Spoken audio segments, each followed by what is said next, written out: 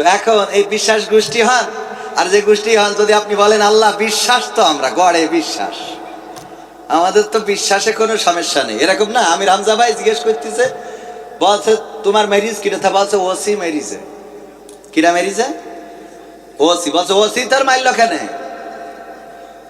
তো বলছে ওই ওসি হইলে একজনের নাম, সে মেরিছে।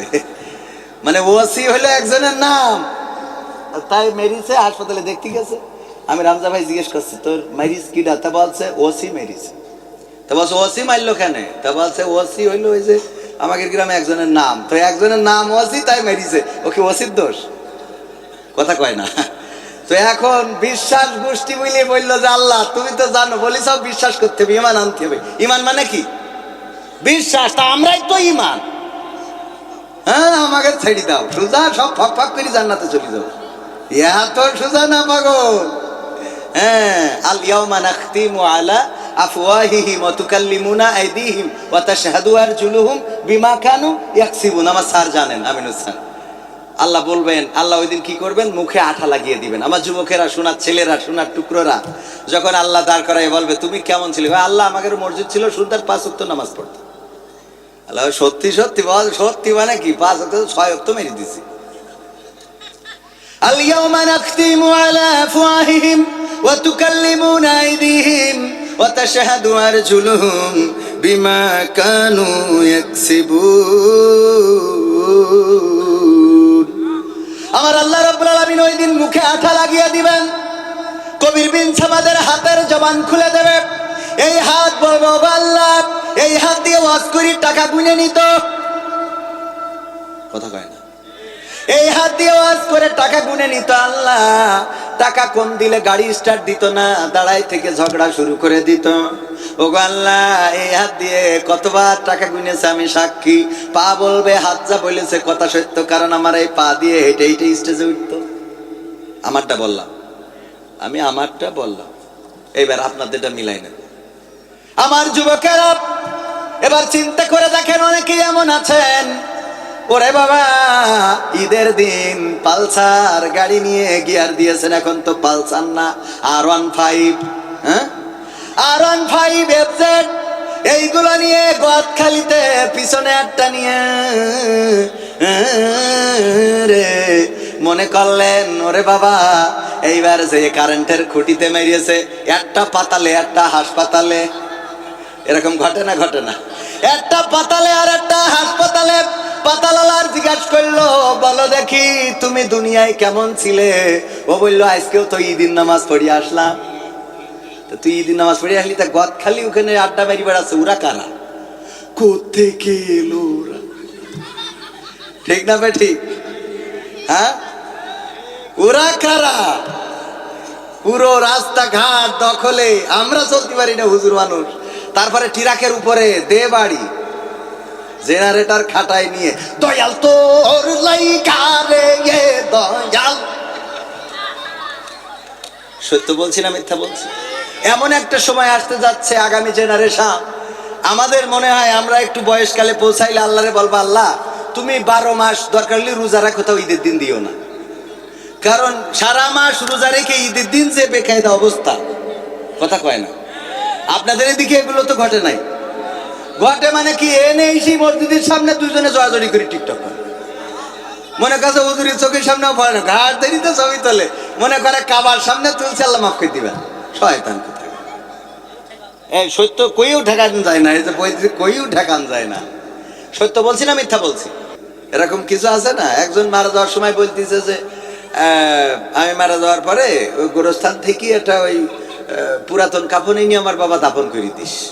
তো বলতেছে এটা কোনো কথা যে পুরাতন কাফনের কাপড় কে 12 বাজারতে নতুন দামি কাফনের কাপড় কিনে তোমার কবর দেবো? তো বলতেছে আরে না, এটা একটু করতে হবে, কারণ সমস্যা আছে। কি সমস্যা আব্বা? কই সমস্যা আছে, তোরা পুরনো কাফন দিয়ে আমার দাফন করবে। আব্বা এটা কই যাতে হবে? তা বলতেছে শোন, সারা জীবন তো আল্লাহর নাফরমানি করেছি, গুনাহ জিনা ব্যভিচার চুরি চামারি, মসজিদে যাই নাই, নামাজ পড়ি নাই, রোজা করি নাই। তো কবরে যাওয়ার পরে তো ফেরেশতারা বলবে মান রব্বুকা মান দীনুকা মান নাবিয়ুকা, আমি তো এটা কইতে পারবো না, কারণ এইগুলো তো করি নাই। তো আমি যখন আমার টাইনি তুলি বসাই জিজ্ঞেস করবে, আমি কব যে আর কতবার এই প্রশ্নের উত্তর দেব, আর কতবার দেব? তখন ফেরেশতারা বলবে কেন? তা তখন আমি আমার কাফনের কাপড় দেখাই বলবো, এই কাফনের কাপড় দেখি বোঝা যাচ্ছে না আমি কি আজকের লাশ? কাফনের কাপড় ছিঁড়ে যাবে লেগেছে হুজুর। হ্যাঁ, আর আমার আওয়াজ জিজ্ঞেস করতেছে, হ্যাঁ, এই বুদ্ধি চলবে ওখানে? এরকম বুদ্ধি করে পার পাওয়া যাবে? তো আসলে বিষয়টা হলো কি দেখেন, আবু জাহেলের বাড়ি আপনারা যারা গিয়েছেন তারা তো জানেন আবু জাহেলের বাড়িটা কি হয়েছে। হাম্মাম, আরবিতে সম্মানের সাথে বললাম। আর একটা কথা বলি সহজে বুঝবেন, এই আমরা বাংলাদেশে না, ঠিকই না, সৌদি আরবের থেকেই তো আমরা ইসলাম পাইছি, কথা কয় না? আমরা মুসলমান তো আরব দেশ থেকে, তাই না? তো আমরা মুসলমান হিসাবে মনে করি যে ইরানও শিয়া হোক যা হোক আমাদের মুসলমান একজন ভাই। আপনারা ইরানের বিপক্ষে এখানে কেউ আছেন মনে হয়?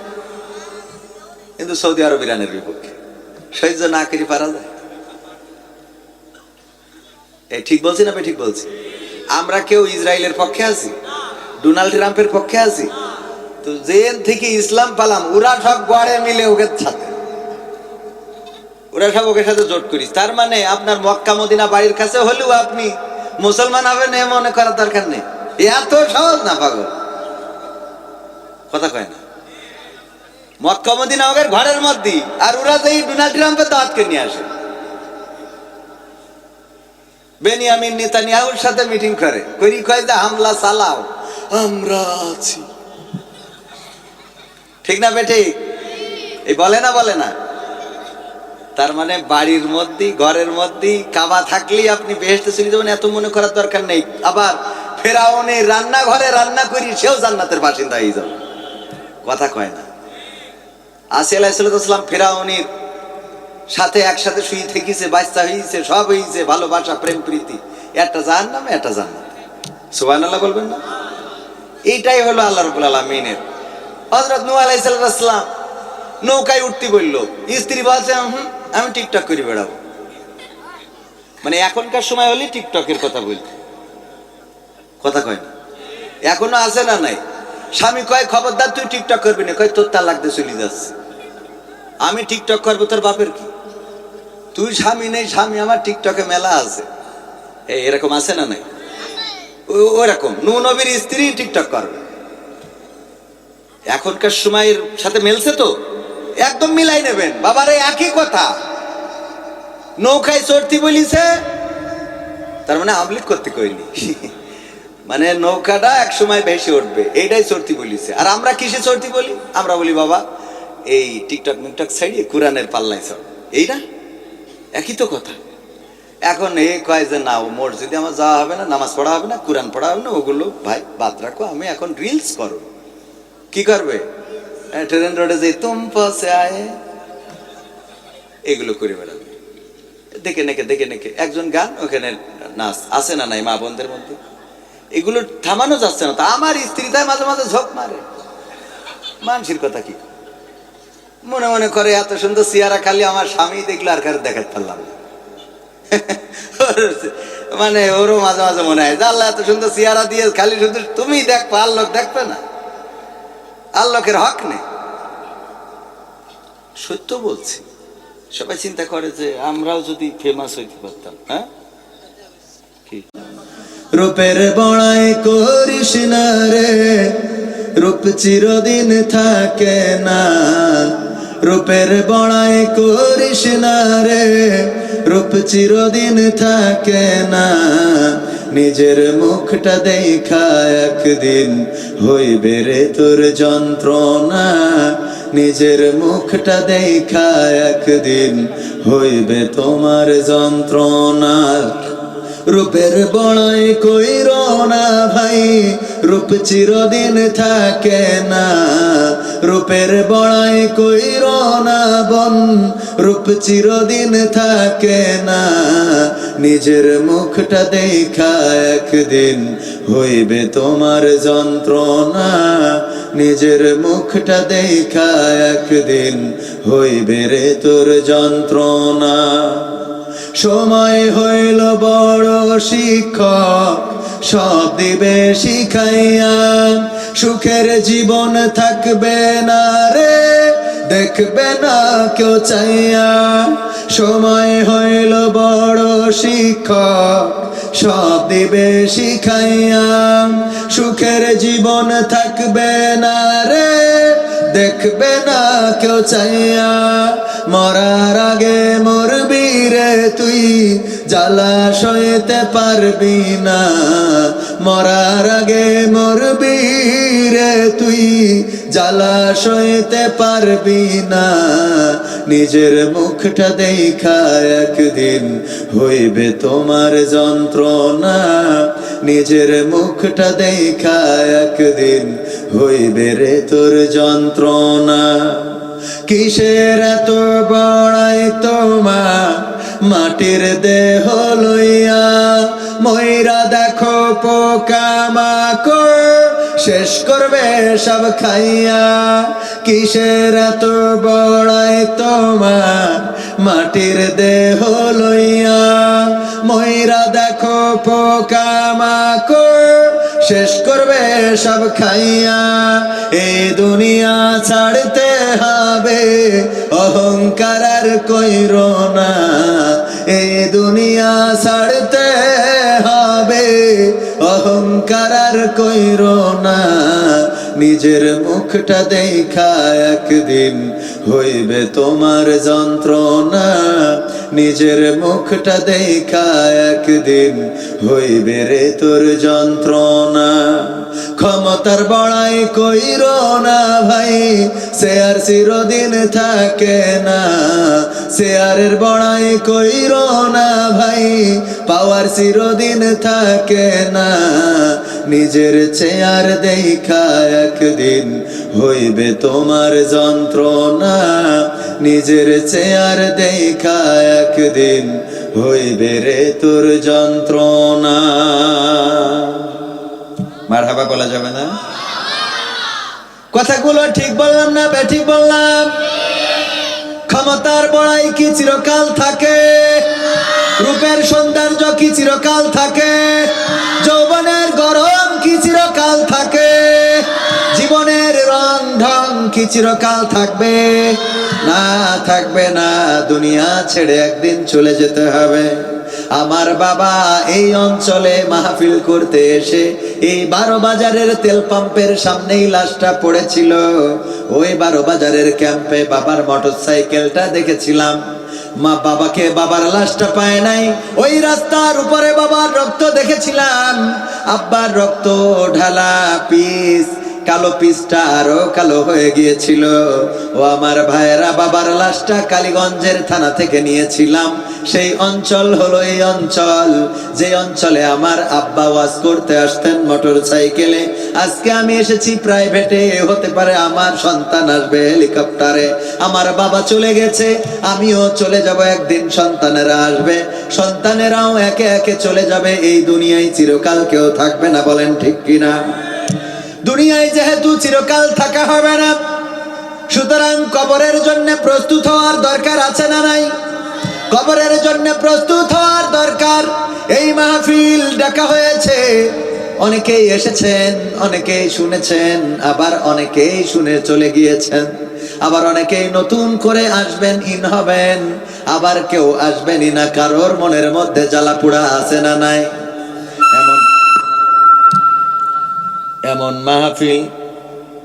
এমন মাহফিল শুনলেও অনেকের মনের মধ্যে জ্বালা পোড়া হয়, এমন মানুষ আছে না নাই? কোরআনের কথাগুলো ভালো লাগে না, এমন মানুষ আছে না নাই? ইসলামী আন্দোলন ভালো লাগে না, কোরআনের কথা ভালো লাগে না, মসজিদ ভালো লাগে না, মাদ্রাসা ভালো লাগে না, কোরআনের ছাত্রদেরকে ভালো লাগে না, কোরআনের শিক্ষকদেরকে ভালো লাগে না। আবার বিপদে পড়ার পরে হুজুর আসেন, দোয়া করে দেন, মিলাদ পড়াই দেন, জানাজা পড়াই দেন। হুজুর ছাড়া আবার পার পাওয়া যায় না, বলেন ঠিক কিনা? এ ভাই এরম করছে কেন? একটু কথা বলতে দেন স্বাধীনভাবে। ও আমার ভাইরা, দুনিয়ার এই জীবন যৌবন চিরস্থায়ী নয়, ক্ষণস্থায়ী। রূপের বড়াই, রূপের অহংকার চিরকাল থাকবে। যেই মেয়েটা আজকে টিকটক করে, রূপ দেখে পাগল হয়ে যায়। কিছু চেহারা আছে আর তার উপরে কিছু ফিল্টার আছে না নাই? চেহারার উপরে কিছু ফিল্টার মেরে টিকটক করে ছেড়ে দেয়, আমার যুবকেরা দেখে পাগল হয়ে যায়। ও আমার ভাইয়েরা বলেন দেখি, এই চেহারা একদিন এমন অবস্থায় পৌঁছাবে যে ফিল্টার মারলেও আর কুত্তায়ও তাকাবে না, বলেন ঠিক কিনা? রঙ্গরসের দিন ছিল আমার একদিন, রঙ্গরসের দিন ছিল আমার একদিন, 12 ঘন্টা বেলায় আমার সন্ধ্যা হইল, পাখি উড়ে যাওয়ার বুঝি সময় হলো, পাখি উড়ে যাওয়ার বুঝি সময় হলো, পাখি উড়ে যাওয়ার বুঝি সময় হলো রে, পাখি উড়ে যাওয়ার বুঝি সময় হলো। রঙ্গরসের দিন ছিল আমার একদিন, রঙ্গরসের দিন ছিল আমার একদিন, 12 ঘন্টা বেলায় আমার সন্ধ্যা হইল, পাখি উড়ে যাওয়ার বুঝি সময় হলো, হ্যাঁ পাখি উড়ে যাওয়ার বুঝি সময় হলো, পাখি উড়ে যাওয়ার বুঝি সময় হলো রে, পাখি উড়ে যাওয়ার বুঝি সময় হলো।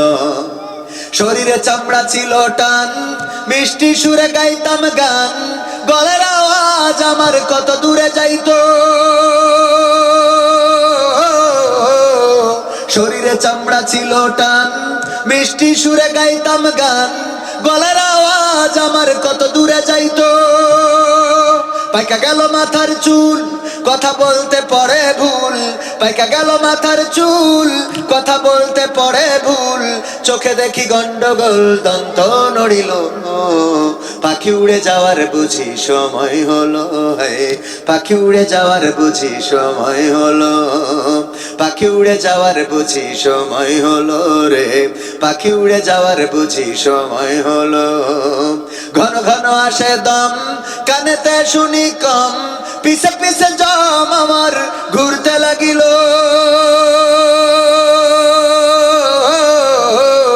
ঘন ঘন আসে দম, কানেতে শুনি কম, পিছে পিছে জম আমার ঘুরতে লাগিল।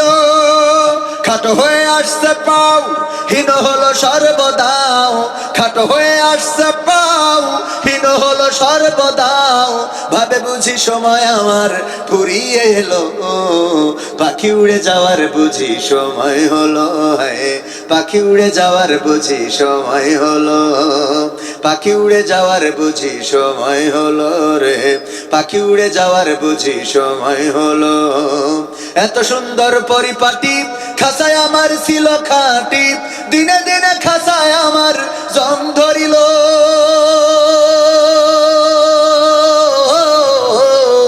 এত সুন্দর পরিপাটি খাসায় আমার ছিল খাঁটি, দিনে দিনে খাসায় আমার জং ধরিল।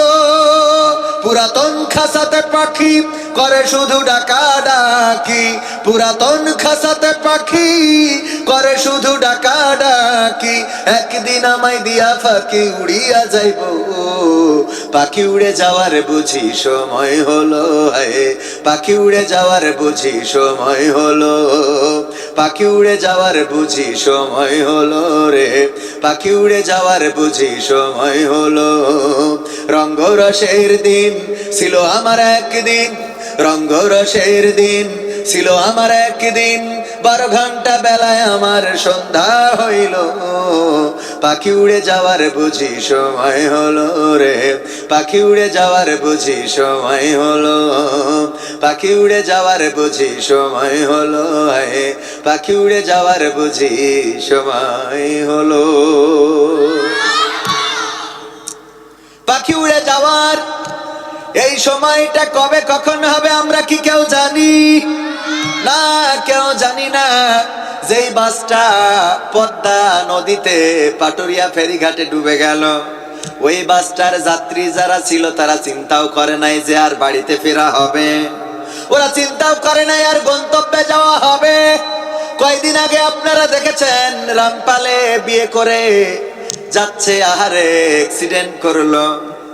কোন বাহিনী? নৌবাহিনীর গাড়ির সাথে অ্যাক্সিডেন্ট করার পরে 14 জন একই জায়গায় একই সাথে মারা গিয়েছে। সাথে আছে স্ত্রী এবং স্বামী, নববধূ এবং স্বামী দুইজন একই সাথে পৃথিবী ছেড়ে বিদায় নিয়ে চলে গেল। যার বাসর হওয়ার কথা ছিল তার জন্য বাসরটা আল্লাহ কবুল করে নাই, কবরটা তার জন্য কবুল হয়ে গেছে। বলেন ঠিক না বেঠিক? আল্লাহ রাব্বুল আলামিন চাইলে যে কোনো দিন যে কোনো মুহূর্তে আমাদের মৃত্যু দিতে পারে না? পারে না? মৃত্যুর জন্য প্রস্তুত হওয়ার দরকার। আমার রব বলে দিলেন, ইয়া আইয়ুহাল্লাযীনা আমানুত্তাকুল্লাহ হাক্কা তুকাতিহি ওয়া লা তামুতুন্না ইল্লা ওয়া আনতুম মুসলিমুন।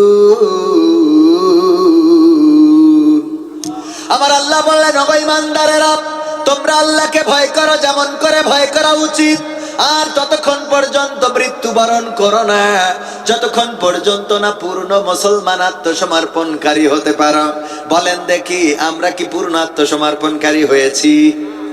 আমরা কি আল্লাহর কাছে নিজেদেরকে আত্মসমর্পণ করেছি? আত্মসমর্পণ করেছিলেন কে?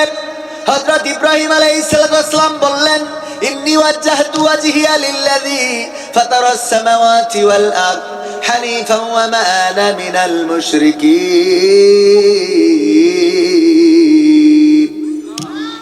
ইব্রাহিম বললেন, ওগো আল্লাহ, আমার মুখটা ঘুরিয়ে দিলাম আসমান জমিন যিনি সৃষ্টি করেছেন সেই রবের দিকে, আর আমি বলে দিলাম আমি কোন মুশরিকদের অন্তর্ভুক্ত না। আমি তোমার কাছেই নিজেকে সমর্পণ করে দিলাম। এই সমর্পণ করার পরে যখন ইব্রাহিম আলাইহিস সালামকে আগুনে ফেলার জন্য আগুন প্রস্তুত করা হয়ে গেল, তখন ইব্রাহিম আলাইহিস সালাম বললেন, ওগো নমরুদ, তুমি আমার আব্বা লাগো, আমারে মাফ করে দাও। বলিছে, তুমি আমার আব্বা, আমি তোমার দল করি, আমারে মাফ করে দাও। আজ যতদূর করেছি আজ জীবনে করবো না, আজকেই শেষ। বলেছে এই কথা? বরং ফেরেশতারা আসলো, বললো, গো নবী, সাহায্য করতে চাই। বললো, এখন আমি কি করতে পারি? কয়, অনুমতি দেন। কেন? আল্লাহ রাব্বুল আলামিন আমাদের পাঠাই নাই। আমরা বললাম, ওগো রব, তোমার খলিল আগুনে পুড়ে যাবে, এটা কেমনে সহ্য করি? যদি অনুমতি দাও যেতে চাই সহযোগিতার জন্য। আল্লাহ রাব্বুল আলামিন বললেন, যাও, তবে আমার বান্দা, আমার বন্ধু, আমার খলিলকে জিজ্ঞাসা করবা, সে যদি চায় তাহলে সহযোগিতা করবা, আর যদি না চায় তাহলে ফিরে আসবা। ওগো আল্লাহর বন্ধু, এই জন্য অনুমতি চাই, সহযোগিতা করার অনুমতি দিন। আল্লাহর নবী বললেন, তোমরা সহযোগিতা করতে চাও, কারণ কি? কারণ আপনি কষ্টে নিপতিত হচ্ছেন, আপনি মুসিবতের মধ্যে পড়ে যাচ্ছেন। এটা দেখার পরে আমরা তো ভালো থাকতে পারি না, আমাদের সহ্য হচ্ছে না, আমাদের ভালো লাগছে না, কষ্ট হচ্ছে। আল্লাহর নবী বললেন, ওগো ফেরেশতারা, ফিরে যাও, কারণ তোমরা যেই চিন্তা করে এসেছো, তোমরা আমার যেই কষ্টটা অনুভব করো তার থেকে আমার রব আরো বেশি অনুভব করে। তোমাদের থেকে আমার রব আরো বেশি অনুভব করে আমার কষ্ট। তোমরা যেটা বোঝো তার থেকে আমার রব বেশি বোঝেন। তোমরা যেটা জানো তার থেকে আমার রব বেশি ভালো জানেন। আমার মনের অবস্থা তোমরা যা বুঝেছো তার থেকে আমার রব আল্লাহ বেশি বুঝেছেন। তিনি যদি চান তিনি সহযোগিতা করবেন। তোমরা যাইতে পারো, তোমরা ব্যাক করতে পারো, কোনো অসুবিধা নাই। আল্লাহ রাব্বুল আলামিন আগুনকে বলে দিলেন, ইয়া নারু কুনি বারদাও ওয়া সালামান আলা ইব্রাহিম। আল্লাহ বললেন, ওগো আগুন, তুমি আমার ইব্রাহিমের জন্য ঠান্ডা আরামদায়ক হয়ে যাও।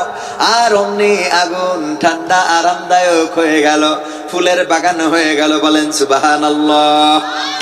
হুকুমটা ছিল কার? আল্লাহ চাইলে ফাঁসির কাষ্ঠ থেকে ঘুরিয়ে এনে এমপি বানিয়ে দিতে পারে। এই ক্ষমতা আল্লাহর আছে না নাই? শুধু জামাতে না, বিএনপিতেও আছে না নাই? আবার বিএনপিরা মনে হয় জামাতের কথা খাচ্ছে। বিএনপিতেও আছে না নাই? ফাঁসির কাষ্ঠ থেকে ঘুরিয়ে এনে সংসদে এখন নেতৃত্ব দেয় 300 জনের মধ্যে একজন মাননীয় স্পিকার। এরকম বলার সুযোগ দিয়েছে না, তাই নাই? এটা করার মালিক কে? এটা করার মালিক কে? আবার আল্লাহ যদি চান ক্ষমতার মাসনাদ কেড়ে নিয়ে দাদার দেশে পাঠিয়ে দিতে পারে।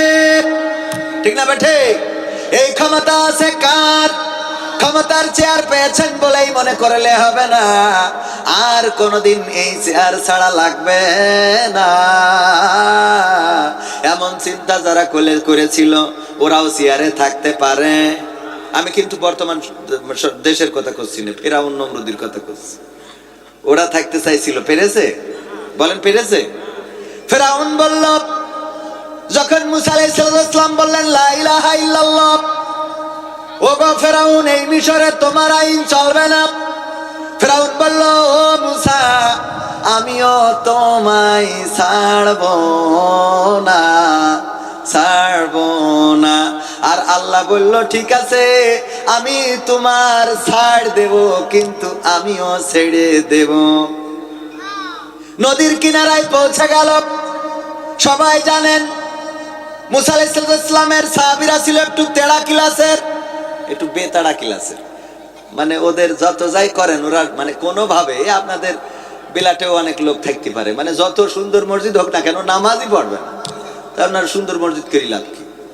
ওর মসজিদ তো এসি কে, হ্যাঁ তেড়া মার্কা কিছু মসজিদ, সুন্দর মসজিদ হইস তো কি হয়েছে, ও পড়বে না, ও খবরে যাই ওই সেই এর মতো বুদ্ধি করি চলবে। এরকম কিছু আছে না? একজন মারা যাওয়ার সময় বলতেছে যে আমি মারা যাওয়ার পরে ওই গোরস্থান থেকে এটা ওই পুরাতন কাফনে নিয়ে আমার বাবা দাফন করে দিস। তো বলতেছে এটা কোনো কথা যে পুরাতন কাফনের কাপড় কে 12 বাজাতে নতুন দামি কাফনের কাপড় কিনে তোমার কবর দেবো? তো বলতেছে আরে না, এটা একটু করতে হবে, কারণ সমস্যা আছে। কি সমস্যা আব্বা? কই সমস্যা আছে, তোরা পুরনো কাফন দিয়ে আমার দাফন করবে। আব্বা এটা কই যাতে হবে? তা বলতেছে শোন, সারা জীবন তো আল্লাহর নাফরমানি করেছি, গুনাহ জিনা ব্যভিচার চুরি চামারি, মসজিদে যাই নাই, নামাজ পড়ি নাই, রোজা করি নাই। তো কবরে যাওয়ার পরে তো ফেরেশতারা বলবে মান রব্বুকা মান দীনুকা মান নাবিয়ুকা, আমি তো এটা কইতে পারবো না, কারণ এইগুলো তো করি নাই। তো আমি যখন আমার টাইনি তুলি বসাই জিজ্ঞেস করবে, আমি কব যে আর কতবার এই প্রশ্নের উত্তর দেব, আর কতবার দেব? তখন ফেরেশতারা বলবে কেন? তা তখন আমি আমার কাফনের কাপড় দেখাই বলবো, এই কাফনের কাপড় দেখি বোঝা যাচ্ছে না আমি কি আজকের লাশ? কাফনের কাপড় ছিঁড়ে যাবে লেগেছে হুজুর।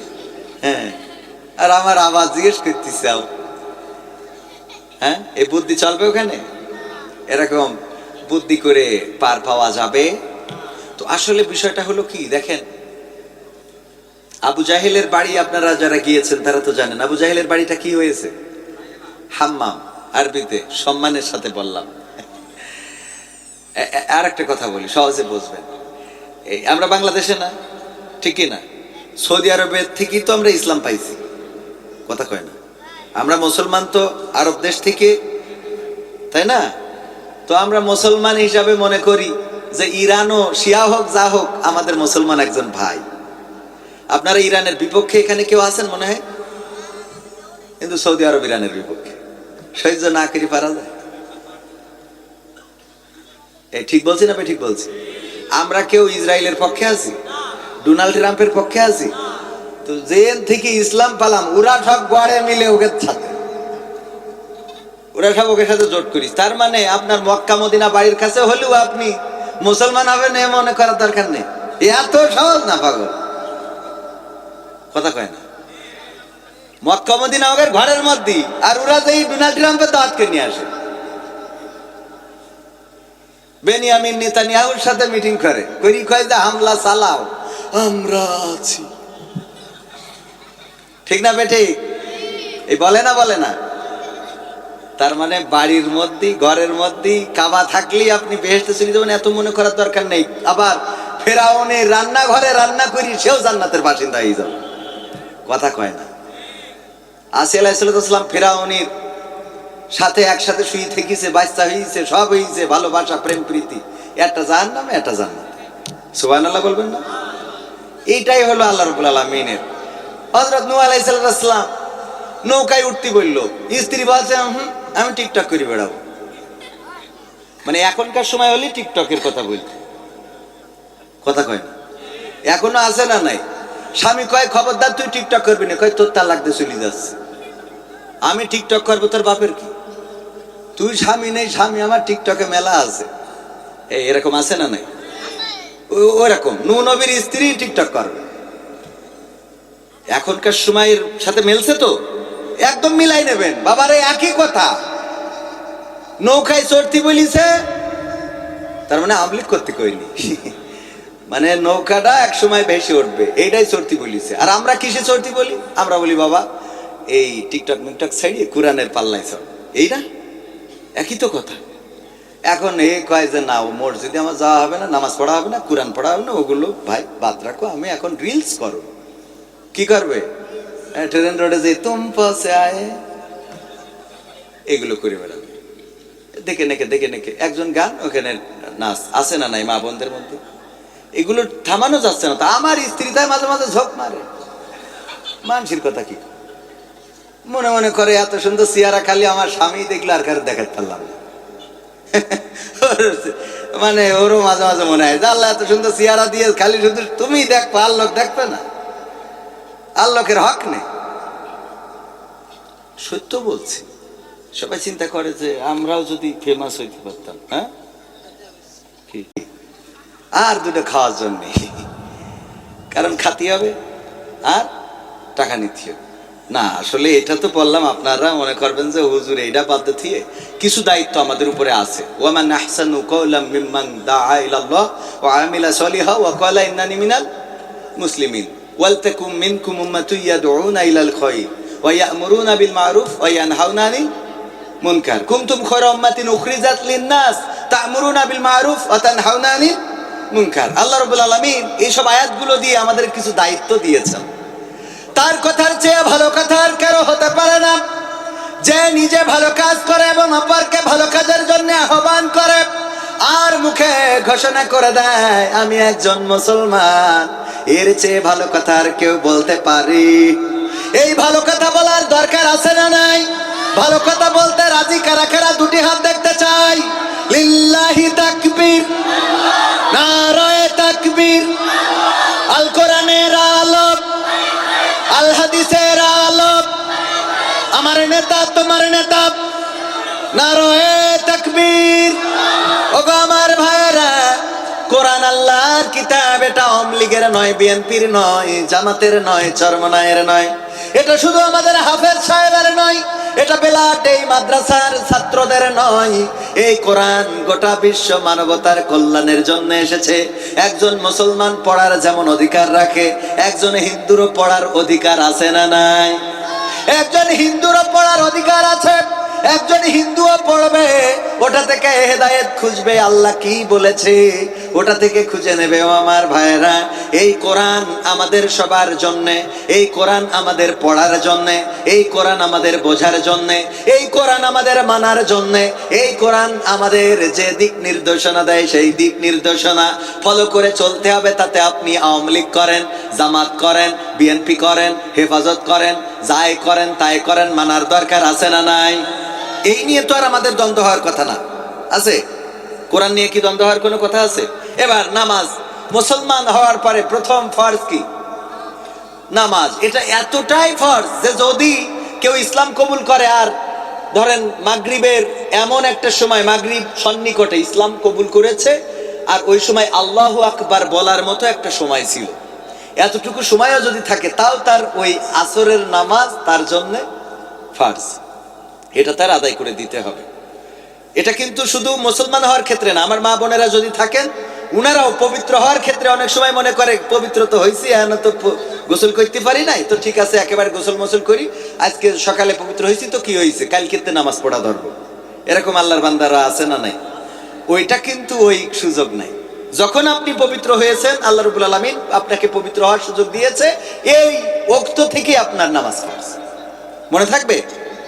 এগুলো মা বোনদের জন্য প্রযোজ্য। যাই হোক, আমি অত ভালো জানি না এ ব্যাপারে, আরো আমাদের আলেম, আমাদের মুহতারাম উস্তাদজি আছেন, উনি ভালো বোঝাতে পারবেন, উনার কাছ থেকে আরো ফতোয়া ভালো করে জেনে নেবেন। তো এই নামাজ নিয়েও তো আমাদের মতদ্বন্দ্ব থাকার কথা না। আওয়ামী লীগ করেন, বিএনপি করেন, আমাদের বিশ্বাস গোষ্ঠী হন, যা হন, তাই না? বিশ্বাস গোষ্ঠী তো আমার স্যার খুব মাঝে মাঝে মজা করে বলেন। তো এখন এই বিশ্বাস গোষ্ঠী হন আর যে গোষ্ঠী হন, যদি আপনি বলেন আল্লাহ বিশ্বাস, তো আমরা গড়ে বিশ্বাস, আমাদের তো বিশ্বাসে কোনো সমস্যা নেই, এরকম না? আমি রামজা ভাই জিজ্ঞেস করতেছে, বলছে তোমার ম্যারিজ কিটা? তা বলছে ওসি ম্যারিজে। কিরা ম্যারিজে? ওসি। বলছে ওসি তার মাইল কেন? তো বলছে ওই ওসি হইলে একজনের নাম, সে মেরিছে। মানে ওসি হইলে একজনের নাম, তাই মেরিছে, হাসপাতালে দেখতে গেছে। আমি রামজা ভাই জিজ্ঞেস করছি তোর ম্যারিজ কিটা? তা বলছে ওসি ম্যারিজ। তা বলছে ওসি মারলো কেন? তা বলছে ওসি হইলো ওই যে আমাদের গ্রামে একজনের নাম, তো একজনের নাম ওসি, তাই মেরিছে, ওকে ওসির দোষ? কথা কয় না। তো এখন বিশ্বাস গোষ্ঠী বলে বললো যে আল্লাহ তুমি তো জানো, বলি সব বিশ্বাস করতে হবে, ইমান আনতে হবে। ইমান মানে কি? বিশ্বাস। তা আমরাই তো ইমান। হ্যাঁ, আমাকে ছেড়ে দাও, সোজা সব ফাঁক ফাঁক করে জান্নাতে চলে যাও। ইয়া তো সোজা না পাগল। হ্যাঁ, আল ইয়াউমা নাখতিমু আলা আফওয়াহিহিম ওয়া তুকাল্লিমুনা আইদিহিম ওয়া তাশহাদু আরজুলুহুম বিমা কানু ইয়াকসিবুন। আমার স্যার জানেন, আমিনুস স্যার। আল্লাহ বলবেন, আল্লাহ ওই দিন কি করবেন? মুখে আঠা লাগিয়ে দিবেন। আমার যুবকেরা, সোনার ছেলেরা, সোনার টুকরোরা যখন আল্লাহ দাঁড় করায় বলবে তুমি কেমন ছিলে? আল্লাহ আমাদের মসজিদ ছিল, সুন্দর 5 ওয়াক্ত নামাজ পড়তো। আল্লাহ সত্যি সত্যি বল, সত্যি মানে কি? 5 ওয়াক্ত 6 ওয়াক্ত মেরে দিছি। আল ইয়াউমা নাখতিমু আলা আফওয়াহিহিম ওয়া তুকাল্লিমুনা আইদিহিম ওয়া তাশহাদু আরজুলুহুম বিমা কানু ইয়াকসিবুন। আমার আল্লাহ রাব্বুল আলামিন ওই দিন মুখে আঠা লাগিয়ে দিবেন। কবির বিন সামাদের হাতের জবান খুলে দেবে। এই হাত বলবো আল্লাহ, এই হাত দিয়ে ওয়াজ করি টাকা গুনে নিত। কথা কয় না। এই হাত দিয়ে ওয়াজ করে টাকা গুনে নিত। আল্লাহ টাকা কম দিলে গাড়ি স্টার্ট দিত না, দাঁড়াই থেকে ঝগড়া শুরু করে দিত। ওগো আল্লাহ, এই হাত দিয়ে কতবার টাকা গুনেছে আমি সাক্ষী। পা বলবে হাত যা বলেছে কথা সত্য, কারণ আমার এই পা দিয়ে হেঁটে হেঁটে স্টেজে উঠত। আমারটা বললাম, আমি আমারটা বললাম, এইবার আপনাদেরটা মিলাই নেব। আমার যুবকেরা এবার চিন্তা করে দেখেন, অনেকেই এমন আছেন, ওরে বাবা ঈদের দিন পালসার গাড়ি নিয়ে গিয়ার দিয়েছেন। এখন তো পালসার না, R15, হ্যাঁ R15 FZ এইগুলো নিয়ে গদখালিতে পিছনে একটা নিয়ে রে মনে করলেন ওরে বাবা এইবার যে কারেন্টের খুঁটিতে মেরিয়েছে, একটা পাতালে একটা হাসপাতালে। এরকম ঘটে না? ঘটে না? একটা পাতালে আর একটা হাসপাতালে। পাতালার জিজ্ঞাসা করলো, বলো দেখি তুমি দুনিয়ায় কেমন ছিলে? ও বললো আজকেও তো ঈদের নামাজ পড়ে আসলাম। তো তুই ঈদের নামাজ পড়ে আসলি, তা গদখালি ওখানে আড্ডা মারি বেড়াচ্ছে, ওরা কারা? কোত্থেকে এলো ওরা? ঠিক না বে ঠিক? হ্যাঁ, ওরা কারা? পুরো রাস্তাঘাট দখলে, আমরা চলতে পারি না হুজুর মানুষ। তারপরে ট্রাকের উপরে দে বাড়ি, জেনারেটর খাটাই নিয়ে দয়াল তোর লাইকা রে দয়াল। সত্য বলছি না মিথ্যা বলছি? এমন একটা সময় আসতে যাচ্ছে, আগামী জেনারেশন, আমাদের মনে হয় আমরা একটু বয়সকালে পৌঁছাইলে আল্লাহরে বলবো আল্লাহ তুমি 12 মাস দরকার হলে রোজা রাখো, তাও ঈদের দিন দিও না। কারণ সারা মাস রোজা রেখে ঈদের দিন যে বেকায়দা অবস্থা। কথা কয় না? আপনাদের এদিকে এগুলো তো ঘটে নাই? ঘটে মানে কি? এনে সেই মসজিদের সামনে দুজনে জড়াজড়ি করে টিকটক করে। মনে কাছে হুজুরের চোখের সামনেও পড়ে না, ঘাট দেরি তো ছবি তোলে। মনে করে কাবার সামনে তুলছে, আল্লাহ মাফ করে দিবেন। শয়তান কোথায়! এই সত্য কইও ঠেকান যায় না, এই যে কইও ঠেকান যায় না। সত্য বলছি না মিথ্যা বলছি? এই তো বা এইগুলো চলছে। আগাম এইসব জায়গাগুলো এরকম একটা অবস্থায় পড়ে গিয়েছে। আল্লাহ রাব্বুল আলামিন হেফাজত করুন, বলেন আমিন। এই জন্য আমি সূরা তাহরিমের 6 নম্বর আয়াতের একটু অংশ তেলাওয়াত করেছি আমার যুবকদের জন্য। ওগো আমার কলিজার টুকরা যুবকেরা, আমার জাঞ্জিরাই চাইলে দেশ পরিবর্তন হতে পারে না? পারে না? ওরা চাইলেই চেয়ার পরিবর্তন হয়ে যায়, ওরা চাইলে ক্ষমতার মাসনদ পরিবর্তন হয়ে যায়, ওরা চাইলে পুলিশের গাড়ি থেমে যায়, ওরা চাইলে আর্মির গাড়ি আর চলে না, ওরা চাইলে ওই ট্যাঙ্কগুলো, ওই যে বড় বড় হামান কামানগুলো আর চলতে পারে। ওরা চাইলে রাস্তা ব্লক হয়ে যায়, ওরা চাইলে পিচ ঢালা কালো পথ রক্তে রঞ্জিত হয়ে যায়, ওরা চাইলে রাষ্ট্রভাষা বাংলা ভাষা হয়ে যায়, ওরা চাইলে ৭১ কায়েম হয়, ওরা চাইলে ২৪-এর আন্দোলন হয়, ওরা চাইলে ১৯৫২ কায়েম হয়। এই জন্য যুবকরা যদি চায় তাইলে তারা জান্নাতটা অর্জন করতে পারে না? পারে না? আমার যুবকেরা চাইলে জান্নাতটা অর্জন হয়ে যাবে। আমার যুবকেরা চাইলে এই জমিনে আল্লাহর দিন কায়েম হয়ে যাবে। আমার যুবকেরা চাইলে কোরআন দিয়ে এই দেশ চলবে। আমার যুবকেরা চাইলে চোর চুরি করলে হাত কাটার বিধান কায়েম হয়ে। এই জন্য যুবকদের এই আয়াতটার এই অংশটুকু একটু দরকার। কারণ কি? কারণ আল্লাহ রাব্বুল আলামিন ডাক দিয়ে বলছেন, ইয়া আইয়ুহাল্লাযীনা আমানু কু আনফুসাকুম ওয়া আহলিকুম নার। ওগো ইমানদারেরা, তোমরা নিজেরা নিজেদের আগুন থেকে বাঁচাও এবং তোমাদের আহাল পরিবার আপনজন তাদেরও বাঁচাও। স্বামী নামাজ পড়ে 5 ওয়াক্ত, স্ত্রী টিকটক করে বেড়ায়, এই স্বামী মনে করে যে না খুব ভালো কাজ করতেছে, এরকম আছে না? কাজ হবে না বাবা। আবার বাবা নামাজ পড়ে কিন্তু সন্তান ঈদের দিন গদখালিতে ঘুরে বেড়াচ্ছে, চুয়াডাঙ্গায় গেছে, ওই যে মন কার আকাশ লেক ভিউয়ে, এরকম আছে না নাই? বাবা 5 ওয়াক্ত নামাজ পড়ে এখানে কপাল দলা করে ফেলেছেন, মনে করছেন আমার জন্য জান্নাত ওয়াজিব। বাবা, ওই সন্তানকে যদি আপনি ফেরানোর চেষ্টা না করেন তাহলে নিজের বাঁচলেন, ওই যে বাঁচাতে গেলেন, আহাল না বাঁচানোর কারণে বিশ্ব নবী সাল্লাল্লাহু আলাইহি সাল্লাম বলেছেন ওই দিন সন্তানরা ডাক দিয়ে বলবে আমাদের পিতামাতাকে সামনে এনে দাও, আমরা তাদেরকে সাথে নিয়ে জাহান্নামে যাব। আপনি কি এটা চান?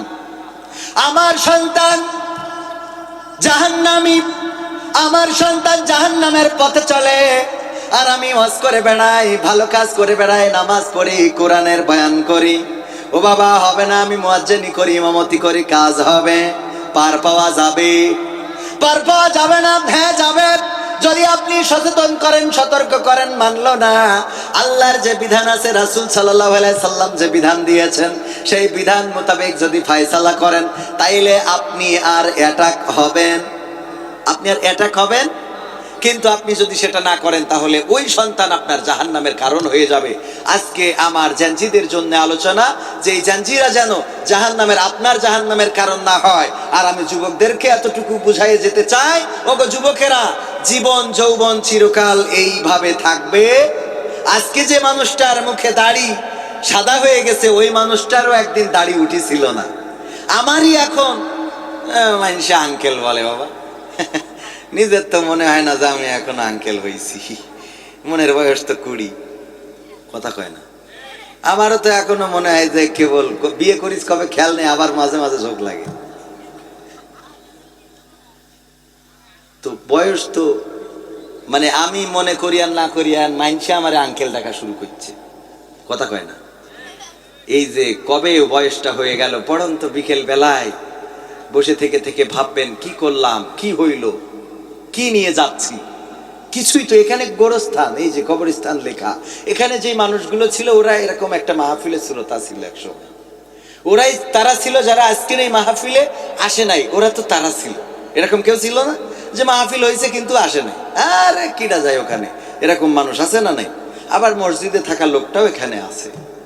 আপনি এখানে থাকবেন, আবার যে এখানে আসে নাই সেও এখানে থাকবে। এই তো পৃথিবী থেকে বিলীন হয়ে যাব, চিরজন্মের মতো হারিয়ে যাব, অন্ধকার কবরে পাড়ি জমাতে হবে। আপনি চাইলেও যাইতে হবে, না চাইলেও যাইতে হবে। আপনি শেখ হাসিনা হইলেও যাইতে হবে, আপনি খালেদা জিয়া হইলেও যাইতে হবে, আপনি মতিউর রহমান নিজামী হইলেও যাইতে হবে, আপনি দেলোয়ার হুসাইন সাইদি হইলেও যাইতে হবে। তো যেই জায়গায় যাইতে হবে ওই জায়গার জন্য কিছু খোরাক নিয়ে যাওয়ার দরকার আছে না?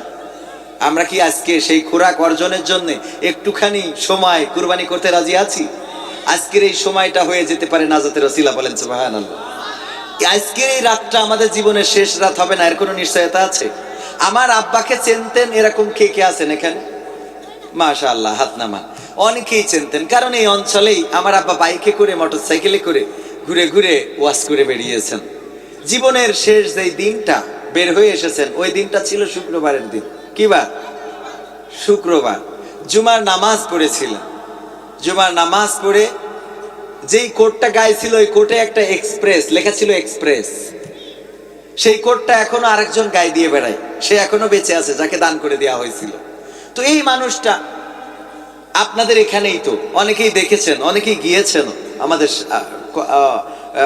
ট্রাকে করে এই অঞ্চল থেকে 2-1 গিয়েছিলেন, কালীগঞ্জ থেকে অনেকেই ট্রাকে করে গিয়েছিল জানাজার জন্য। ওই মানুষটা এখানে রাত্রেবেলা যিনি ওয়াজ করলেন, সকালবেলা তিনি লাশ, জীবন্ত মানুষ। যখন শুনলাম আমার বাবা অ্যাক্সিডেন্ট করেছে, কতবার আল্লাহকে ডাকলাম, আল্লাহ একবার একটু ডাকার তৌফিক দিও, একবার একটু ডাকার তৌফিক দিও। যশোরের সদর হাসপাতালে লাশের কাতারে খুঁজতেছে আমাদের দায়িত্বশীল যারা ছিল। আমি বললাম যে আহত মানুষের ভিতরে খোঁজেন না, লাশের কাতারে কেন খোঁজেন? ওখান থেকে আমরা ক্যাম্পে আসলাম, এই আশেপাশে কোথায় ক্যাম্প, তাই না? ক্যাম্পে গেলে দেখলাম আব্বার মোটরসাইকেলটা ওখানে আছে, কিন্তু আব্বা নাই। কালীগঞ্জে থানার সামনে যেয়ে দেখি বাসরার উপরে চাদর দিয়ে বাঁধা, যেই চাদরটা দিয়ে শীত নিবারণ করতো সেই চাদরটা দিয়ে তার লাশটা বাঁধা রয়েছে। কান থেকে টপ টপ করে রক্ত ঝরছে। চিৎকার করে ডাক দিলাম, আব্বা। এই ডাকের আজ পর্যন্ত আর জবাব আসে নাই, আর কোনোদিন এই জবাব আসবে না। তিনি আমার বাবা ছিলেন। ওই দিন আমি বাবা ছিলাম না, ওই দিন আমি বিবাহ করি নাই। আজকে আমি বিবাহিত এবং আমিও বাবা। আমি কয়দিন আগে এক আলোচনায় বলছিলাম, কাবাতে আমার মাকে প্রথমে নিয়ে গিয়েছি। কেন? কারণ আমার বাবার স্বপ্ন ছিল মাকে নিয়ে যাবে, কিন্তু বাবা যাইতেও পারে নাই, মাকে নিতে পারে নাই, সময়টা হয় নাই। আমি আলহামদুলিল্লাহ যাওয়ার সময় আমি চিন্তা করলাম, মাকে না দেখি আমি দেখবো না। মাকে নিয়ে ঘুরে আনছি। পরে আমার স্ত্রী সন্তানকে নিয়ে গেছি। সন্তানদেরকে নিয়ে কাবার সামনে বসে বললাম, ওগো বাবা, আমি আমার বাবার জন্য এই কাবার মালিককে বলেছি, ওগো কাবার মালিক, তুমি আমার বাবাকে ক্ষমা করে দিও। আমি যেদিন থাকবো না, তোমরা ওই দিন এসে কাবার মালিককে বলে দিও যে আল্লাহ, তুমি আমাদের বাবাকে ক্ষমা করে দিও। আমি আমার সন্তানদেরকে এই নসিহা করেছি কাবার চত্বরে। ভাইরা আমার, এই হলো আহালকে বাঁচানো, নিজে বাঁচা। আমি জাহিরি করলাম না, শুধু বুঝাইলাম। আমার বাবা বুঝিয়ে গিয়েছেন দিনের পথে চলতে হবে, চলি। সন্তানদেরকেও সেটা বুঝাচ্ছি। সব চলবে এমন না, আমার সন্তান খারাপ হবে না এটা মনে হয়, কিন্তু আমার চেষ্টা থাকার দরকার আছে না নাই? ওগো আমার ভাইরা, ওই পরকালের ময়দানে যেদিন আল্লাহ রাব্বুল আলামিন জিজ্ঞাসা করবেন, বলো দেখি তুমি কেমন ছিলে? আমার যুবকেরা বলবেন, আল্লাহ আমি 1 মাস রোজা করলাম, তারাবি পড়লাম, লাইলাতুল কিয়াম করলাম, লাইলাতুল কদর পড়লাম, ঈদের নামাজ পড়লাম। আল্লাহ ভালো কাজ করেছি, ভালো কাজ ছাড়া খারাপ কাজ করে নাই। হাতে আল্লাহ রাব্বুল আলামিন মুখে আঠা লাগিয়ে দিবেন, হাতের জবান খুলে দিবে, পায়ের জবান খুলে দেবে। ওগো আমার যুবকেরা, তরুণেরা, কিশোরেরা, আমার মুরব্বী বাপজানেরা, ওই পরকালের ময়দানে হাত বলবে, এই হাত দিয়ে আপনি কাকে থাপ্পড় দিয়েছেন, কাকে কষ্ট দিয়েছেন, কার আইল ঠেলেছেন, কার জমি ফাঁকি দিয়েছেন, কার গাছ ফাঁকি দিয়ে নিয়েছেন। আপনি এই হাত দিয়ে কার কাছে মেসেজ লিখতেন, বন্ধু 3 দিন তোর বাড়িতে গেলাম, দেখা পাইলাম না বন্ধু 3 দিন। এমনি করে মেসেজ লিখতেন, SMS দিতেন। এই হাত দিয়ে যে কাজগুলো করতেন, হাত বলে দিবে, পা তার কৃতকর্মের সাক্ষ্য দিয়ে দিবে। রাত 12টার সময় কার ঘরের বেড়া ভেঙেছেন, কার ঘরের দরজায় দাঁড়িয়েছেন, কার বাড়ি, কার কোন প্রবাসীর বাড়ির সাথে আপনার কানেক্ট ছিল, ও আমার ভাইয়েরা, পৃথিবীর কোনো মানুষ জানে না, কিন্তু আল্লাহ রাব্বুল আলামিনের চোখ ফাঁকি দেওয়া যাবে। সুতরাং আমি মাঝে মাঝে বলি, ও আমার ভাইয়েরা, আমার জীবনে এমন অনেক গুনাহ আছে। আমার মা যদি জেনে যেত, তাইলে ভাত রান্না করে খাওয়াতো না। বাবা জেনে গেলে বাড়িতে জায়গা দিত না। গ্রামবাসী জেনে গেলে গ্রামে ঢুকতে দিত না। আমার সাইদুল হুজুর যদি জেনে যেত, আমাকে সম্মান দিত না। আমার আলামিন ভাই জেনে গেলে স্টেজে কথা বলতে দিত না। আর আপনারা জেনে গেলে গণধুলাই দিয়ে কাপড় খুলি পাঠাই দিতেন। মনে করছেন আমি ফেরেশতা আল্লাহর তরফ থেকে? এমন অপরাধ আমাদের জীবনে আছে, পৃথিবীর মানুষ জানে না, মা জানে না, ভাই জানে না। রাতের অন্ধকারে করলাম, ছাদের নিচে করলাম, ফাঁকা প্রান্তরে করলাম, জঙ্গলে করলাম। আল্লাহ রাব্বুল আলামিন জানেন। পরকালের ময়দানে যদি এইগুলো আমার স্ত্রীর সামনে প্রকাশ করে দেয়, আমার স্ত্রী বলবে, ওর সাথে জান্নাতে যাব না। স্ত্রীর সামনে যদি আমি মাঝে মাঝে আল্লাহকে বলি, আল্লাহ যা অপরাধ আছে তুমি আজ যাই করো আল্লাহ, তুমি যেন স্ত্রীর সামনে প্রকাশ করে দিও না, আমার সাইদুল হুজুরের সামনে প্রকাশ করে দিও না, মহিউদ্দিন স্যারের সামনে প্রকাশ করে দিও না। আমাদের সম্মান করে, স্নেহ করে, ভালোবাসে। কারণ কি? কারণ আমরা হুজুর, দাড়িওয়ালা, টুপিওয়ালা। কিন্তু কখন কোন নামাজ হচ্ছে, কোন নামাজ হচ্ছে না, কখন কোন জায়গায় কার সাথে কথা করছি, কার সাথে টাঙ্কি মারতেছি, কোন পার্কে ঘুরে বেড়াচ্ছি, মাছ পরি বেড়াচ্ছি, পৃথিবীর কেউ না জানলে জানে কে? আল্লাহ চোখ তো ফাঁকি দিতে পারলাম না, আল্লাহ চোখ তো ফাঁকি দিতে পারবো না। সুতরাং সেই আল্লাহর জন্য, ওগো আমার যুবকেরা, ওগো আমার কলিজার টুকরারা, সেই আল্লাহর জন্য পরিবর্তন হইতে হবে। কারণ আজকের যে যুবকটা সুন্দর করে একটা সেলফি ফেসবুকে দিচ্ছে, 1 বছর পরে দেখা যাচ্ছে সেই যুবক আর একটা ছবি দিয়ে বলতেছে ক্যান্সার আক্রান্ত, আমার জন্য দোয়া করবেন, আল্লাহ যেন সুস্থ করে। এমন খবর আপনাদের চোখের সামনেও পড়ে না? আজকে যেই যুবকটা সেলফি দিয়েছে, কালকে আর একজন সেই যুবকের পোস্ট করে বলতেছে আমার দোস্ত এই অকালেই চলে গেল, মানতে পারতেছি না। তুই মানলেও কি না মানলেও কি, এর টাইম হয়ে গেছে, চলে যাবে। কথা কয় না? সুতরাং মৃত্যুর জন্য প্রতিটা মুহূর্তে প্রস্তুত থাকা দরকার। এবার আমার যুবকদের আর একটা কথা বলি। আমার যুবকেরা মাঝে মাঝে মনে করে চুলের কুত্তা কাটিং মাটিং দিলে মনে হয় খুব ভালো দেখা যায়, একটু ছিঁড়ামিড়া প্যান্ট পরলে এমনি সেমনি মেশিন টেশিন বেরোইলে মনে হয় ভালো দেখা যাবে। না বাবা, ওইটা ভালো না, ওইটা ভালো কথা কয় না। আপনি যদি সুন্দর করে মার্জিত চুল ছাটেন, মসজিদে যান, নামাজ পড়েন। আমি মাঝে মাঝে বলি আমাদের হুজুররা শিখাইছে, রিজিকের মালিক কে? টাকা পয়সার মালিক কে? ধন সম্পত্তি দেওয়ার মালিক কে? জায়গা জমি দেওয়ার মালিক কে? বউ দেওয়ার মালিক কে? এইটা বলো শিখাইনি। বউ দেওয়ার মালিক কে? এইটা দেখেন ক্ষতি চায় না। আর বউ দেওয়ার মালিক কে? ও টাকা পয়সা টয়সা ধন সম্পত্তি সব দেওয়ার মালিক আল্লাহর। বউ তোমার গুতনে হয়। কথা কয় না হুজুর? আপনার যে যে স্ত্রী, এ কি আপনি জানতেন হুকেনে বিয়ে হবে? আল্লাহ দিয়েছে। এবার হুজুর নিজেও জানতো না যে ওই স্ত্রীর গর্ভ থেকে এমন একটা সন্তান আসবে যেই সন্তানের জন্য 8 দিনই যাবে, আর 8 দিনই যাওয়ার পরে মহিউদ্দিন সাদ্দাইকে আবার চাকরি দেবে। চাকরি তো দেবে দেবে, হেড হুজুর বানাই দেবে, এটা উনি জানতেন। সুবহানাল্লাহ বলবেন না? পুরো মান হাতের পরে দিচ্ছি আপনি, আর কয়টা নেবে? আরে আমরা বুঝি না, আমার যুবকেরা বোঝে না। শোনার ছেলেরা, তোমরা বউ খুঁজে বেড়াও গদখালি, বউ খুঁজে বেড়াও চুয়াডাঙ্গায়, মসজিদে এসে খুঁজে দেখো, সিজদায় পড়ি বলবা আল্লাহ পৃথিবীর সুন্দরী বউটা তোর এত সুন্দরী দেব, তুই নিজে পাগলেই পাই থাক। সুবহানাল্লাহ বলবেন না? নিজের বউ দেখে নিজে স্টক করবি যে এ পাইছি কি আমি। আলামিন ভাই আলহামদুলিল্লাহ বলেন। আলহামদুলিল্লাহ। কথা সত্য বলছি না মিথ্যা বলছি? হুজুরকে দেখেন মনে ওই পরিবেড়ায় আলাগুলা আলাগুলা, প্রতিটার বউ যদি কোনোভাবে ফাঁক ফোকরতে দেখতেন, দেখবেন ওরে বাবা জান্নাতে বেরোইয়েছে। সুবহানাল্লাহ বলবেন না? হ্যাঁ আলহামদুলিল্লাহ বলেন। এটা দেয়ার মালিক কে? এই জন্য যুবকেরা আমার, আল্লাহর কাছে মাথাটা নত করতে হবে, সিজদায় অবনত হতে হবে। আল্লাহর কাছে যদি চাও, আল্লাহ রাব্বুল আলামিন আপনার ডাকটা শুনবেন। আমার যুবকেরা, বেকার মানুষ দাম দেয় না, সমাজে মান পান না।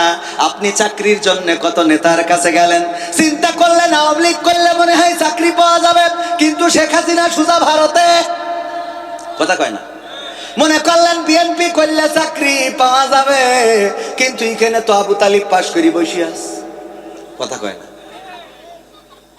অথচ আপনি যদি মসজিদে ঢুকে আল্লাহর কাছে মাথাটা নত করেন, আল্লাহ আওয়ামী লীগের সময়ও ছিল, বিএনপির সময়ও আছে, জামাতের সময়ও থাকবে। কথা কয় না? আপনার এইটা তো চেঞ্জ হচ্ছে না। ওই যে আমার স্যার বলতো, জাতীয় পার্টির একজন নেতা, উনি জাতীয় পার্টি থাকতি উনি জাতীয় পার্টির মন্ত্রী ছিল, আবার জাতীয় পার্টি চলে গেল, বিএনপি সরকার আসলো, উনি তার মন্ত্রী, পরে আবার আওয়ামী লীগ সরকার আসলো, উনি তারও মন্ত্রী। তো মানসি বলছে আপনি কতবার দল চেঞ্জ করবেন? কয় আমার দোষ না তোদের দোষ, আমি তো সেই সরকারি দলের মন্ত্রী, সরকারি দলেরই আছি, তোরাই তো খালি সরকার চেঞ্জ করিস। কথা কয় না? আমি তো মন্ত্রী মন্ত্রী জায়গায় আছি, তোরাই তো খালি একবার ইরশাদ, একবার হইলো খালেদা জিয়া, একবার শেখ হাসিনা, এইগুলো করি বেড়া। ভাইরা আমার, এই জন্য আমরা কোন দলের নয়, আওয়ামী লীগ বিএনপির নেতার পিছনে, জামাতের জাসদের বাসদের নেতার পিছনে ঘুরে লাভ নাই। যদি আল্লাহর পিছনে ঘুরতে পারেন, যদি মসজিদে মাথাটা নত করতে পারেন, যদি তাহাজ্জুদে আল্লাহর কাছে কান্নাকাটি করতে পারেন, ওগো আল্লাহ আমি যুবক মানুষ, কর্ম নাই, আল্লাহ তুমি আমার ব্যবস্থা করে দাও, আমার রিজিকের মালিক তো তুমি, তোমার অঢেল আছে, তোমার কাছে এমন কিছু নাই যে তুমি না বলবা, সবকিছুতে তুমি হ্যাঁ বলতে পারো। ওগো রব তুমি চাইলেই হয়ে যাও, তুমি চাইলেই হয়ে যায়, কুন বলো ফায়া কুন হয়ে যায়। ওগো রব তুমি দয়া করে আমার রিজিকটা প্রশস্ত করে দাও, আমার চেহারাটা সুন্দর করে দাও, আমার রোগ দূর করে দাও, আমার গুনাহ ক্ষমা করে দাও, আমার স্ত্রীকে ভালো করে দাও, আমার পরিবারকে কবুল করে নাও, আপনজনদেরকে ক্ষমা করে দাও। গভীর রাত তাহাজ্জুদের নামাজে যদি আল্লাহর কাছে কান্নাকাটি করতে পারেন, সিজদাটা যদি আল্লাহর কাছে দিতে পারেন, আল্লাহ রাব্বুল আলামিন আপনার রিজিককে প্রশস্ত করে দিবেন। সুবহানাল্লাহ বলবেন না? আল্লাহ রাব্বুল আলামিন আপনার রিজিককে প্রশস্ত করে দিবেন। আল্লাহ রাব্বুল আলামিন আপনার স্ত্রী নাই, বিয়ের ব্যবস্থা করে দিবেন। আপনার সংসার চলে না, সেই সংসার চালানোর ব্যবস্থা করে দিবেন। আপনার জায়গা জমি নাই, ব্যবস্থা করে দিবেন। আল্লাহ রাব্বুল আলামিন সবকিছু পারে না, পারে না? এই বিশ্বাস আমাদের আছে না নাই? ওই মুসা আলাইহিস সালামের ওখানে যাওয়ার পরে ওই মুসা আলাইহিস সালামের সাহাবীরা বলছে, তোমার কথা শুনি তাহলে কি ক্ষতির মধ্যে পড়ে গেছি? তুমি যদি এই যে আমরা তো সেই ধরেই বললাম যে আমরা এই ওর দল করি, শুনলে না তো? ফিরাউনির এখন ঘোড়ার বাহিনীর তলে পড়বো, না হয় এখন এই নদীতে চুবানি খাবো। এখন মুসা তুমি আমাদের কি বলবা বলো? মুসা আলাইহিস সালাম টেনশন করি বললো যে ঠিক আছে, অসুবিধা নেই, তাহলে এক কাজ করো, আমরা সবাই মিলে একযোগে আওয়ামী লীগে যোগ দিই। কথার কথা মানে এরকম, এটা দল ধরেন, এটা দলের কথা বলি, ফিরাউনির দল যোগ দিয়েছে, কথা কেন দিয়েছে? বরং মুসা আলাইহিস সালাম একদম কোনো টেনশন ছাড়াই রিল্যাক্সে বসে আছে। আল্লাহ বলতেছে, মুসা কি খবর? খবর আর কি, ঘাটে এসে বসে আছে, কি করবো? হাতে কি? তো বল লাঠি। লাঠি কি করো? বলছে এই যে ছাগলের পাতা পেড়ি খাওয়াই, পাথরের ওই রাস্তায় থাকে, মেরিয়ে দিই, চলে যায়। তা বলছে ওই লাঠিতে নদীতে একটা বাড়ি দাও। দিলাম, বলি সব রাস্তায় বাড়ি দিয়েছে। বাড়ি দেওয়ার দায়িত্ব ছিল মুসা আলাইহিস সালামের, রাস্তা করার দায়িত্ব কার? এটা হলো কনফিডেন্স। এটা কি? এটা আত্মবিশ্বাস। এটা কি? আল্লাহর প্রতি তার এতটাই বিশ্বাস ছিল, আজ জিজ্ঞেস করে নাই বাড়ি দেবো কিসের জন্য, কেন দিতে হবে? বাড়ি দিলে তুমি রাস্তা করবা কি করি? তোমার এই মাটি ফেলবা কনতে, কোন নদীতে কাটবা, তুমি ওই মেশিন কনতে নিয়ে আসবা? এ প্রশ্ন করেছে? বলিছে বাড়ি দাও, দেশ রাস্তা করে দিয়েছে কে? এই জন্যে দেখবেন যে বুদ্ধিমান যারা, ওরা পায়খানা লাগায় 3 জায়গায়। কয় জায়গায়? আর যারা পাগল ছাগল ওদের লাগে 1 জায়গায়। কয় জায়গায়? বুদ্ধিমান কি, ওর জুতোর তলে কি একটা লেগেছে, ঘষা দিয়ে দিয়ে খানিক পরে চিন্তা করে কি লাগলো রে, আবার হাতে নিয়ে তারপর আবার নাকে ঘষে যে এটা কি। আর যে পাগল সে কি করে, লেগেছে ডইলিয়েছি আর যা লেগেছে। কথা কি বোঝা গেছে? এই জন্য আপনি যদি আল্লাহর পাগল হন, এরকম সহজ রাস্তা হয়ে যাবে, $1 সোজা জান্নাতে। সুবহানাল্লাহ, $1 সোজা জান্নাতে। বলিছে হুজুর আল্লাহর পথে চলতে, আলহামদুলিল্লাহ আল্লাহর পথে চলি, আল্লাহ রাব্বুল আলামিন বলবে বান্দা আমি তোর ক্ষমা করে দিলাম। সুবহানাল্লাহ। আর বুদ্ধিমান যারা বুদ্ধি করি করি করি করি করি করি লাস্টে দাড়ি কাটলো, সালমান এফ রহমান, কথা কয় না, বুদ্ধি করে চলি চলি লাস্টে তুই নৌকায় চড়বি, চড়, তো অসুবিধা, দাড়ি কেটে চড়ার কি দরকার? কথা কয় না, এও বুদ্ধির অংশ। দাড়ি কেটেও কি রক্ষা হইস বলেন? তার মানে পাগলামো। ওই যে বুদ্ধিমান, পায়খানা লেগেছে কয় জায়গায়? কয় জায়গায়? যা দাড়ি ছিল আমরা দেখি তো মনে করতাম জামাতের আমির। ও যদি ওই সময় আমাদের সামনে আসতো তা তো আমরা আমির বলি মেনে নিতাম। ও কেইটিতে বুঝাই দিলে যে আমরা এ দলের না। ঠিক না ঠিক? আচ্ছা, আমার হুজুর বলিল 10:30 তো পার হয়ে গেছে। তো ভাইরা আমার, আপনারা কি অখুশি হয়েছেন?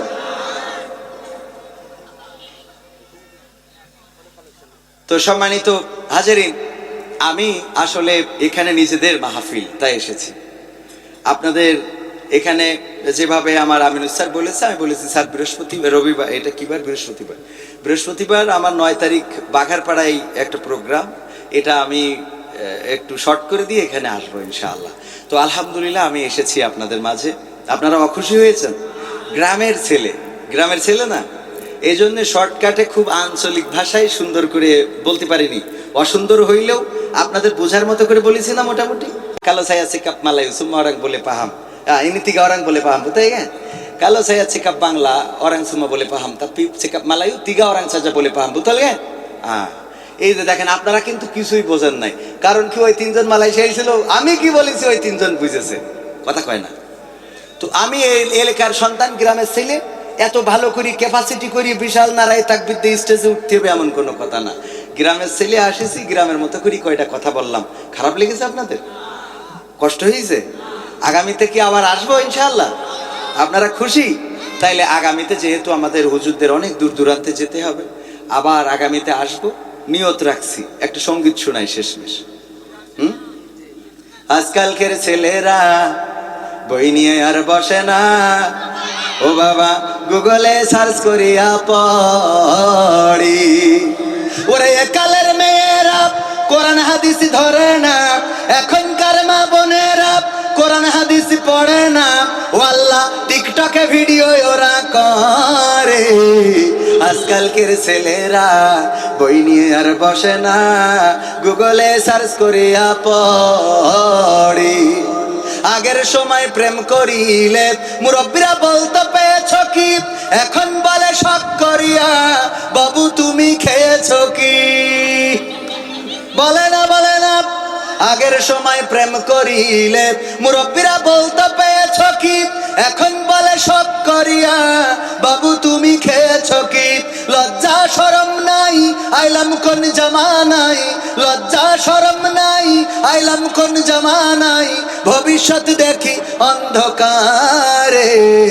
আজকালকের ছেলেরা বই নিয়ে আর বসে না, গুগলে সার্চ করিয়া পড়ি।